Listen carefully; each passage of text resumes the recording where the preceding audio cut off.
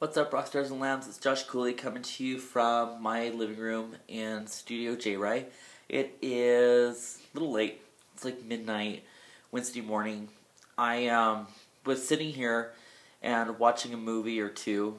I've been in this solo thing lately where I just like to sit at home. But I was laughing because, we've been waiting on some plumbing and stuff at the salon. And it's funny because I keep wanting to blame procrastination and being busy, and I think there's a part of me that's really very happy to be opening my salon because it'll happen here in the next week and a half, 2 weeks. And I think there's a part of me that's really scared.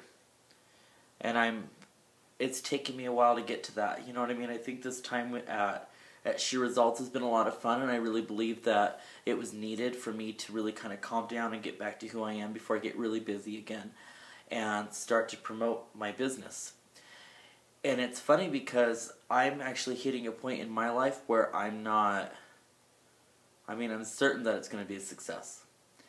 But it's also nerve-wracking to me that this is really happening, because when I was a young stylist, I was told many times, this is a true story, I was told many times that I would not be successful, and that I wasn't technically gifted, and that the only reason people liked me was for my personality, and that I was not good looking, and that I didn't look like a stylist, and that I didn't do what other stylists did. I can tell you, as I moved on to my next salon from the first salon, that I did know that I was very good at doing hair. I wasn't the best looking, but I had a definite style to the way I did things. I had different diction than the way people talked, especially in this area. I had been touring and doing stuff in the hair show scene for a while, and had learned that I was very good at explaining myself and very good at education, and that's what built my confidence. In my second salon, I knew that I was going to be opening a salon within 2 years, and things had started out wonderful in this little journey. I had been recruited by L'Oreal. Nothing ever surfaced with that. I had been scouted out by Joico, and I'm hopefully going to go into that as well. I'd been honored and accoladed more and more by so many design houses and so many brands nationwide. And I wasn't touring anymore. I wasn't doing any of that anymore. And it was funny because as I got more offers, I found that my team at this salon was either very jealous of me, or they were funny because they just wanted to kind of have success because of me. I really believe it was jealousy and animosity that caused me to be asked to leave my second salon, which led me to the current salon I'm at as a guest artist at Sheer Results while Rockstars and Lambs is in production. And I have to be really honest with you. It's hard for me to leave Sheer Results because in 6 years of doing hair, I've never had an environment where I'm so nurtured, and I've never had an environment where I'm so incredibly happy to work with the person that I'm working with. And what I've learned through 6 years, 6 years is February, so 6 years of doing hair is not a long time. 6 years in business for yourself is not a long time. I've been an independent person in my career field for 6 years, making my own money, filing my own taxes, paying my own way. I've been officially gone out of my parents' house for 3 of those years, and I've never really asked them for anything. And as the salon has been under construction, I've had to ask for things. I've had to ask for help. I've had to ask for investors. I've had to ask and go through and find my humbleness and my humility and say, this is what I really fucking want. I really want my dream to come true.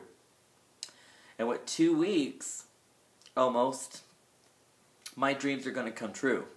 They're not going to look like they do in my dreams right away. They're not going to be picture perfect. They're not going to be everything right away. Rockstars and Lambs has to mature and become just as I've matured in 6 years. So I think about it as having to start all over again, but this time I don't have anyone telling me I'm not gifted.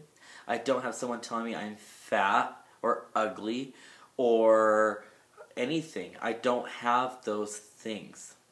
I don't have somebody pushing me down. The only one pushing me down in my dreams is me. I've always tried to say I wanted my friends to validate me.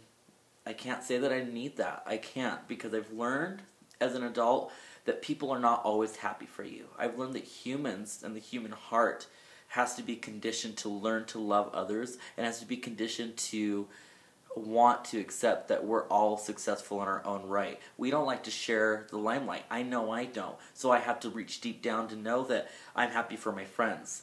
And I know they have to look down and they have to get past all of this and all of the stuff that I have and all the things that I can bring them. I know that they have to get past that to be happy for me.